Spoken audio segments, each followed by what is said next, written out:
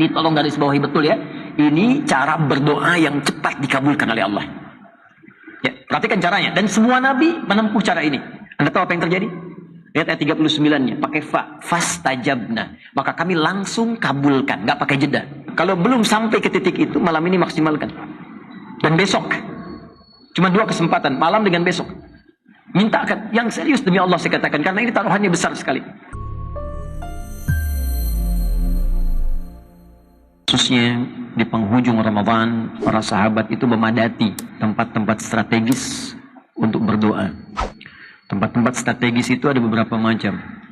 Pertama, yang khusus di rumah Allah. Rumah Allah itu spesifik ya. Kalau kita sekarang masjid, berada di masjid, itu peluang yang paling tinggi untuk mendekat kepada Allah, bermohon pada Allah Subhanahu wa Ta'ala. Karena itu di penghujung Ramadan, biasanya di sore-sore, ba'da asar menjelang Ramadan, itu ada sebagian waktu yang mereka habiskan untuk bermunajat kepada Allah Subhanahu wa Ta'ala. Biasanya yang diminta 3. Yang pertama adalah penerimaan dari amal yang telah dikerjakan selama Ramadan. Karena kita tidak tahu dari sekian amal yang kita kerjakan berapa yang diterima oleh Allah Subhanahu wa Ta'ala. Beruntung dan bersyukurnya kita, Allah punya sifat asy-syakur. Asy-syakur itu yang maha menerima walaupun sedikit. Walaupun tadi kita sholat itu, taruhlah 2 rakaat gitu, belum tentu 100% khusyuk kan. Tapi dari 100% itu walaupun cuma 5-10% itu masih diterima oleh Allah Subhanahu wa Ta'ala. Karena itulah kita berbahagia Allah menampilkan sikap dan sifat asy-syakur.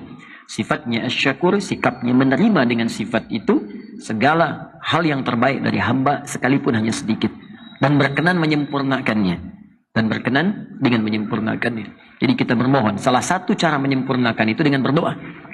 Ya, karena itu ada doa yang sampai kepada kita, wa tammim taqsirana ya Allah ya rabbal alamin. Taqabbal minna salawatina wa qiyamana wa ruku'ana wa sujudana wa takhasyu'ana wa tadarru'ana wa siyamana wa tammim taqsirana ya Allah ya rabbal alamin. Ya Allah, mohon terima selama Ramadan ya Allah, puasa kami, salat kami, rukuk kami, sujud kami, kekhusyuan kami, penghambaan kami, semua amal kami, dan kami memahami enggak semuanya mungkin ya Allah kami kerjakan baik dalam pandangan-Mu. Namun mohon Allah, jikapun ada yang Kau nilai kurang, mohon sempurnakan Allah. Kekurangan itu Allah. Sekali lagi dapat belas. Alhamdulillah. Mohon sempurnakan ya Allah kekurangan itu dengan segala kemuliaan dari sisi-Mu. Itu yang pertama. Yang kedua, memohon khusus ampunan kepada Allah Subhanahu wa Ta'ala. Karena ini spesifik. Hadis-hadisnya jelas dan tegas. Ya, jelas menampilkan tawaran ampunan setiap detik selama 30 hari Ramadan. Kalau kita lalui 30 hari ini. Hadisnya jelas di Al-Bukhari ada, hadis lain penguatnya ada, dan 3 redaksi ya yang disampaikan. Man shama Ramadhana imanan wa ihtisaban ghufira lahu ma taqaddama min dhanbi. 1. Man qama Ramadhana imanan wa ihtisaban ghufira lahu ma taqaddama min dhanbi. 2. Man qama lailatul qadri imanan wa ihtisaban ghufira lahu ma taqaddama min dhanbi. 3. Sehingga saking jelasnya ini Nabi sendiri mempraktekkan. Setiap malam beliau memohon kepada Allah, khususnya di jeda-jeda antara 2 rakaat salat tarawih itu. Allahumma innaka afuwun tuhibbul afwa fa'fu anni. Ya. Siapa yang menunaikan puasa Ramadan, siapa yang menunaikan qiyam malam di malam-malam Ramadan, siapa yang salat bersamaan dengan malam Al-Qadar, dia kerjakan dengan penuh keyakinan iman karena Allah, kemudian berintrospeksi diri. Jadi sholat yang benar itu bukan sekedar kita tunaikan, khususnya di malam-malam Ramadan, di waktu-waktu Ramadan, tapi diisikan dengan perasaan khusyuk kita. Dan hadisnya mengatakan wahtisaban, ikhlas, sekaligus ada unsur muhasabahnya. Diisikan penghambaan pada Allah Subhanahu wa Ta'ala. Ya, di situ kita bermohon kepada Allah, di antaranya ampunan dosa. Karena itu banyak dalam bacaan sholat itu mengandung permohonan ampunan kepada Allah sejak iftitah. Allahumma ba'id baini wa baina khataaya, itu kan minta dihapuskan kesalahan, minta ampun. Ataupun yang menggunakan wajah itu kan di antara kalimat nanti ke ujung setelah wa ana minal muslimin atau wa ana awwalul muslimin, ya, ada kalimatnya Allahumma innaka anta rabbi wa ana 'abduk. Allahumma zalamtu nafsi wa ataraftu bi dhanbi faghfirli fa innahu la yaghfiru dhunuba illa ant. Ya Allah, aku akui aku banyak berbuat salah. Aku hamba-Mu yang zalim ya Allah. Dan aku akui begitu banyak dosaku. Sedangkan Kau menetapkan ya Allah, hanya Engkau yang maha mengampuni segala dosa. Maka dengan sifatmu ya Allah yang maha pengampun, aku mohon segala ampunanmu. Itu baru iftitah. Belum ketika kita dalam rukuk, dalam sujud, duduk di antara dua sujud, itu kalimat ighfirli, minta ampun ada. Subhanakallahumma bihamdika Allahumma ighfirli, Rabbi ighfirli, warhamni, wajburni, dan seterusnya. Minta ampun. Nah, orang kalau minta ampun kan merasa banyak salah kan? Gak mungkin orang minta ampun kalau gak merasa punya dosa. Anda minta maaf pada orang karena merasa ada yang salah. Kita minta ampun kepada Allah karena merasa punya dosa. Jadi kalau cuma di lisan ya Allah ampuni tapi nggak merasakan dosanya apa, itu getarannya kurang ke jiwa. Karena itulah kemudian hal yang paling penting kita pastikan kita mendapat ampunan Allah Subhanahu wa taala. Kalau belum sampai ke titik itu, malam ini maksimalkan. Dan besok. Cuma 2 kesempatan, malam dengan besok. Mintakan yang serius demi Allah saya katakan karena ini taruhannya besar sekali. Ya, Nabi katakan ghufira lahu ma taqaddama min dzambi. Berpeluang diampuni semua dosa. Dan ini cuma Ramadan. Taubat, minta ampun sama Allah. Dan doakan orang sekitaran kita. Semua orang tanpa kecuali. Hei, siapa yang menginginkan orang lain larut dalam keburukan? Hah? Hanya orang yang kurang bersih hatinya yang menginginkan orang-orang lain terjebak dalam keburukan, kemungkaran. Betapa sering kita pikirkan karena beda pendapat dengan kita, dia harus celaka.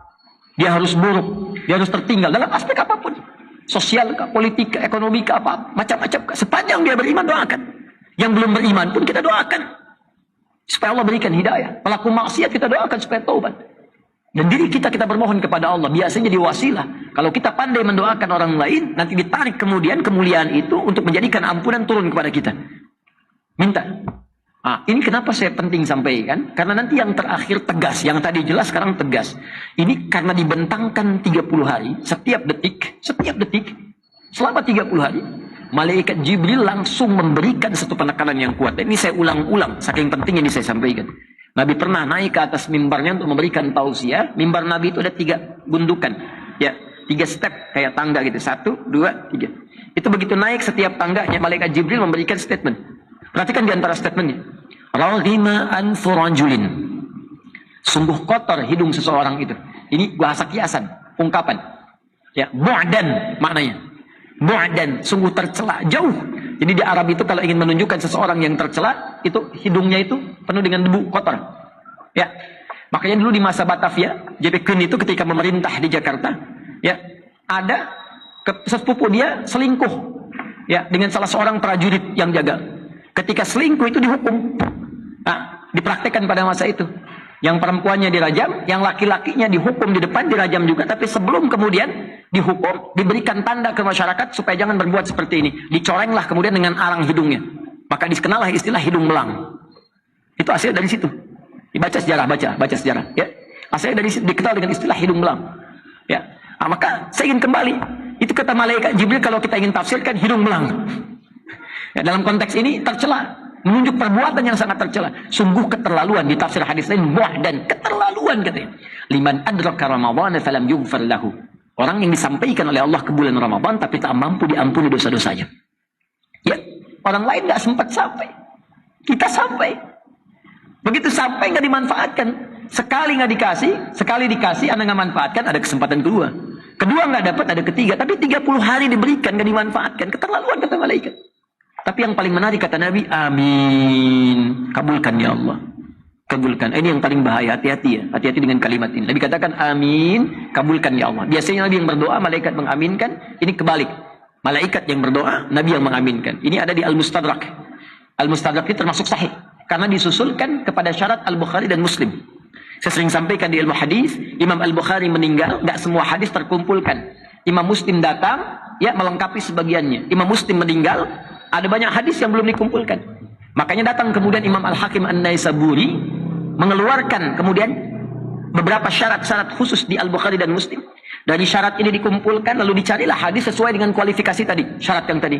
Maka ditemukan hadis-hadis diantaranya hadis tadi. Disusulkanlah kemudian ke dalam Al-Bukhari dan Muslim. Disusulkan dalam bahasa Arab disebut Al-Mustadrak namanya. Maka diberi nama kitabnya Al-Mustadrak kayak karya Al-Hakim An-Naisaburi. Karena itu di penghujung-hujung Ramadan, malam-malam ujungnya. Kemudian nanti di penghujung ba'da asar menjelang ke maghribnya banyak yang bersimpuh kepada Allah. Di antara sahabat banyak nangis. Ya, satu, tadi memohon kepada Allah menerima amal ibadah. Kedua, diampuni dosa. Dan yang ketiga, ini yang paling penting. Diberikan kesempatan untuk konsisten mempraktekkan hasil Ramadan di 11 bulan mendatang. Ya, awas hati-hati karena nanti ciri keberhasilannya pasca Ramadan, bukan saat Ramadan. Orang yang berhasil bukan saat trainingnya, saat mempraktekkan hasil training itu. Jadi kalau Anda ikut pelatihan di kepegawaian, di perusahaan, itu akan diduga dinilai berhasil pasca selesai training. Bagus nggak tampilan kerjanya? Kalau nggak bagus nanti nggak masuk kerjanya, dievaluasi. Sama persis dengan kita saat Ramadan. Kalau kita ingin membuktikan kepada Allah berhasil pasca Ramadan, ya, litasyi'a, untuk meluas fawaid Ramadan fi jami'il awqat. Semua manfaat Ramadan di setiap waktu. Itu faedahnya kemuliaan satu waktu. Masjid tempat pertama. Kalau masih ada tempat nanti besok ya, setelah selesai misalnya pagi-pagi zikir pada Allah, siang kalau nanti mau meninggalkan i'tikaf ke tempat masing-masing, boleh ke rumah, mampir dulu misalnya di masjid dekat rumah, boleh asarnya, atau mau selesaikan di sini tidak ada masalah. Atau kalau tidak sempat, kalau di beberapa masjid ada protokolnya, zona merah yang sangat kuat dan kita menghormati itu, maka ambil di rumah dengan spesifik satu tempat. Apa tempatnya? Mihrab namanya. Ya, apa namanya? Mihrab. Nah, saya ingin luruskan persepsinya, mihrab itu bukan hanya tempat untuk imam di sini, bukan. Mihrab asalnya tempat khusus yang kita tujukan hanya untuk kepentingan ibadah saja. Untuk ibadah. Dan mihrab ini punya keistimewaan. Kalau dikhususkan untuk ibadah, maka dia memiliki dua keistimewaan yang sangat dahsyat. Bahkan tiga. Satu, mempercepat terkabulnya doa. Yang kedua, mempercepat datangnya rezeki. Yang ketiga, mempercepat lahirnya ampunan Allah Subhanahu wa ta'ala. Satu, mempercepat terkabulnya doa. Kedua, mempercepat datangnya rezeki. Bahkan dari sisi yang tidak diduga, nanti saya tunjukkan dalilnya. Dan yang ketiga, mempercepat datangnya ampunan Allah Subhanahu wa ta'ala. Makanya kenapa imam posisinya di mihrab? Ya, kenapa? Karena imam menjadi pemimpin kita dalam sholat. Dan imam yang menyampaikan permohonan kepada Allah dalam doa, dalam sholat. Karena itulah ditempatkan di mihrab, diharapkan doanya cepat dijawab oleh Allah. Karena itu disunnahkan sebelum memimpin itu menghadap kepada makmum. Melihat keumuman makmumnya siapa yang sholat.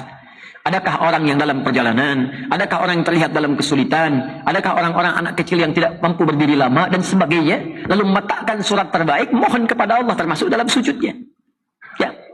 Nah, mihrab ini itu tidak hanya bisa kita khususkan di masjid, boleh kita tempatkan di rumah. Jadi selain bikin musalla agak besar lagi kalau di rumah misalnya, boleh di antara itu ada mihrab, tidak harus luas, tidak harus ruangan. Ada ruangan, alhamdulillah. Nggak ada ruangan, bentangkan sehamparan sejadah. Cuma kita niatkan untuk mihrab. Kalau sudah mihrab tempatnya, ya, jadi mihrab itu yang tersekat namanya. Ya, yang tersekat. Bisa dengan konteks tekstual, disekat ya, dengan pintu, dengan ruangan. Bisa jadi majas. Ya. Artinya apa? Kita bentangkan sejadah, cuma sekat dengan area sejadah itu. Nggak boleh kita berlaku di situ selain ibadah. Makanya handphone keluarkan. Ya. Jangan ngobrol, jangan macam-macam dunia, makan macam-macam, apalagi besok kan masih puasa, handphonenya keluarkan, lu fokuskan ibadah di situ. Kalau bisa kita lakukan, apa yang terjadi? Perhatikan teman-teman sekalian, ini yang dilakukan oleh Imran dengan Hannah. Sampai diabadikan dalam Al-Quran di ayat 37. Saat Imran dengan Hannah itu bukan Nabi, bukan Rasul. Makanya diberi oleh Allah contoh yang bukan Nabi, bukan Rasul, supaya kita tiru. Dan Anda tidak berkata, itu kan Nabi, itu kan Rasul. Sekarang Allah sebelum kita bertanya menjelaskan, ini bukan Nabi, bukan Rasul. Disiapkan Maryam untuk menjadi hamba yang saleh. Ya, salihah, dekat dengan Allah, rajin ibadah. Apa yang terjadi? Diberikan salah satu mihrab. Selain dibimbing oleh orang yang saleh dan pintar. Jadi kalau anak kita mau dekat dengan Allah, carikan orang yang saleh dan pintar. Bukan pintar saja, tapi saleh. Bukan saleh saja, tapi pintar. Saat itu yang paling pintar dan saleh Nabi Zakaria. Sekolahkan di tempat yang mendekatkan kepada Allah. Maaf, lompat sedikit saja. Anda ingin anak Anda dekat dengan Allah, rajin sholat. Tapi Anda sekolahkan di tempat yang tidak mengajarkan sholat. Kan tidak nyambung. Anda ingin anak Anda ahli Quran. Tapi disekolahkan di sekolah yang bahkan tidak mengajarkan Quran. Kan tidak nyambung. Nah, sekarang kembali, mihrab. Begitu dibuatkan mihrab oleh Imran dan Hannah, apa yang terjadi? Ayat 37 saya bacakan cepat. Fataqabbalaha rabbuha biqabulin hasanin, maka diterimalah ikhtiar itu oleh Allah. Jadi baru kita bikin dengan niat yang ikhlas. Innamal a'malu binniyat. Kembali ke niat kita. Begitu kita ikhlaskan karena Allah, diterima oleh Allah. Wa ambataha nabatan hasana wa kafalaha Zakaria. Kisah Maryam, Lalu dirawat oleh Nabi Zakaria, diperhatikan tadi yang saya sampaikan. Ya, apa yang terjadi? Diperhatikan oleh Allah. Jadi orang-orang yang spesifik menyiapkan diri untuk mendekat kepada Allah dapat perhatian Allah. Dan tidak mudah mendapatkan perhatian Allah. Anda ingin mendapatkan perhatian pimpinan di kantor, di perusahaan, atau dalam kehidupan sosial, mencari sesuatu kan? Kita sekarang mendapat perhatian Allah itu mahal. Maka ketika perhatian Allah diberikan, apa yang terjadi? Kullama dakhala 'alaiha Zakariyal mihrab wajada 'indaha rizqa. Qala ya Maryam anna laki hadha? Qalat huwa min 'indillah. Innallaha yarzuqu man yasha' bighairi hisab. Setiap kali Nabi Zakaria masuk ke mihrab itu, mendapati semua kebutuhan Maryam, rizki. Tadi yang saya katakan, mihrab mempercepat datangnya rizki. Ditanya oleh Nabi Zakaria, dari mana semua ini? Saya kan baru mengantarkan makanan, ada makanan. Saya mau mengantarkan baju ganti, sudah ada baju ganti. Semua ada. Dia berkata, Maryam berkata, semua dari Allah. Allah akan memberikan rizki tanpa batas pada siapa yang dia kehendaki. Ini saya mau ajarkan fikihnya sedikit, mohon izin ya. Atau menyampaikan, maksud saya menyampaikan apa yang guru kami pernah ajarkan. Ya, mohon maafkan saya, menyampaikan kembali apa yang guru kami pernah ajarkan. Perhatikan baik-baik. Kalau ada kalimat begini di Quran, mayyasha, mayyasha, siapa yang dikehendaki. Maka jangan batasi ayat itu pada keterangan kisahnya. Karena kaidah di ulumul Quran bab asbabun nuzul mengatakan al-ibratu bi'umumil lafzi la bi khususis sababi. Hikmah itu, keutamaan itu, kebaikan itu sepanjang tidak dikhususkan lafadznya pada kejadian tertentu, maka dia berlaku umum walaupun kisahnya dicontohkan pada satu kasus. Jadi cara memahaminya begini, kata Maryam, Allah akan memberikan rizki kepada siapapun yang dia kehendaki. Jangan batasi dengan Maryam. Caranya adalah, jadilah orang yang termasuk dikehendaki oleh Allah seperti Maryam. Itu caranya. Nah ini yang dibaca Nabi Zakaria. Saya mau masuk pada bagian kedua kemuliaan mihrab. Nabi Zakaria baca, oh Maryam dikehendaki oleh Allah. Dapat sesuatu tanpa batasan. Bi ghairi hisab, tanpa batas. Qadar Allah, Nabi Zakaria pada saat itu punya keterbatasan. Kata medis, secara klinis gak mungkin punya keturunan. Istrinya divonis maaf, menopause dan mandul, beliau sudah sepuh. Rambut memutih, fisiknya sudah letih. Maka apa yang beliau simpulkan? Saya walaupun nabi, ada satu yang saya belum punya, seperti Maryam. Apa itu? Mihrab khusus. Maka sholatlah di situ, minta sama Allah. Ini yang mau saya katakan, mihrab mempercepat terkabulnya doa. Maka ayat 38-nya Nabi Zakaria sholat di situ. Hunalika da'a Zakaria rabbah. Maka Nabi Zakaria sholat di situ bermohon kepada Allah Rabbnya. Qala Rabbi habli min ladunka dzurriyyatan thayyibah. Ini tolong garis bawahi betul ya. Ini cara berdoa yang cepat dikabulkan oleh Allah. Ya, perhatikan caranya. Dan semua nabi menempuh cara ini.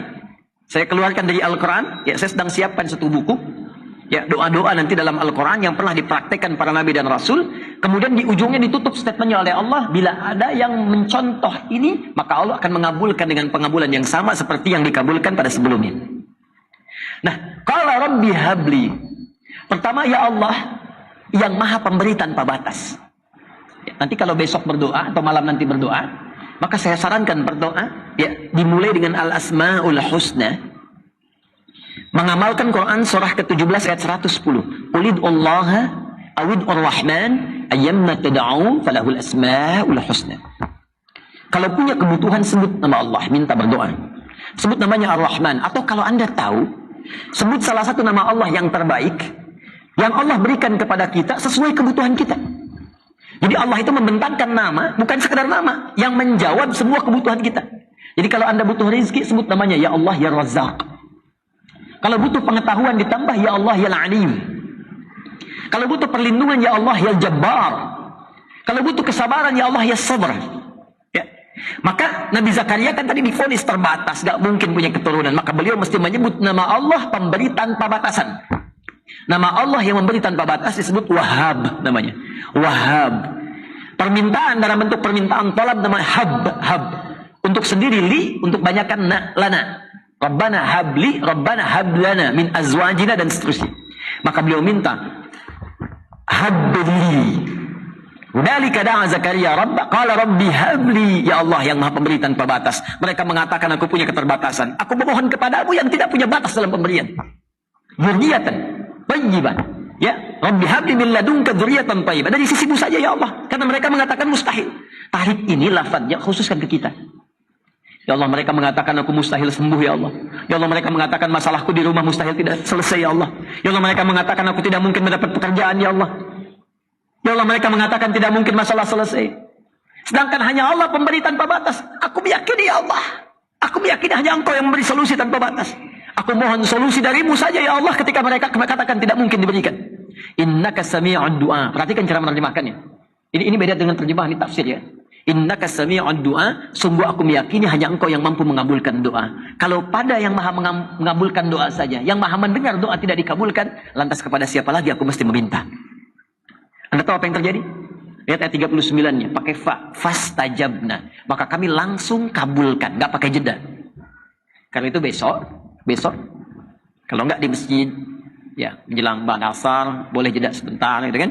Tilawah, zikir, istighfar. Nanti menjelang ke maghrib itu enak tuh suasananya. Anda akan dapatkan keheningan tersendiri dalam hati itu. Ada getaran. Memang kadang-kadang ada kesedihan. Tapi juga disertai kebahagiaan. Seperti pertanyaan saudari kita beberapa waktu lalu itu. Ada kesedihan tapi ada kebahagiaan. Setelah itu tiba kemudian ada air mata. Begitu air mata mengalir, sertai dengan doa. Disitulah titik bagaimana Allah memberikan rahmat kepada kita. Minta ampunan, minta kabulkan doa. Maka silahkan lihat bagaimana reaksinya. Ya. Yang di rumah kalau sudah pulang esok misalnya asar mau buka dengan keluarga, ini biasa di akhir-akhir biasanya kalau i'tikaf selesai ya, di antara sahabat juga ba'da asar ada yang keluar ya, kemudian memperbanyak takbir kepada Allah, kemudian baru kembali lagi untuk berzikir memohon ampunan di penghujung menjelang maghrib. Silahkan lakukan di mihrab duduk. Nah ini yang kedua ya. Nah kemudian persiapan setelah itu takbir udah senang. Saya dengan teman-teman tuh dulu masya Allah ya, setiap Ramadan tuh suka teman-teman kabari lagi, ayo yuk masuk yuk masjid gitu. Gak usah pimpin macam-macam, gak usah berjamaah, sendiri-sendiri aja. Sampaikan, ada yang ke pojok, ada yang di mana masing-masing gitu. Ada kebahagiaan tersendiri lah, terutama ketika adzan begitu di puncaknya, air mata mengalir, Allahu Akbar, Allahu Akbar. Tiba-tiba kemudian kita mengatakan Allahu Akbar, Allahu Akbar. Ramadannya sudah selesai. Tapi ada bahagia gitu. Nah, baru setelah itu sirna, ba'da isya kita bisa bertakbir gitu. Allahu Akbar, Allahu Akbar, Allahu Akbar.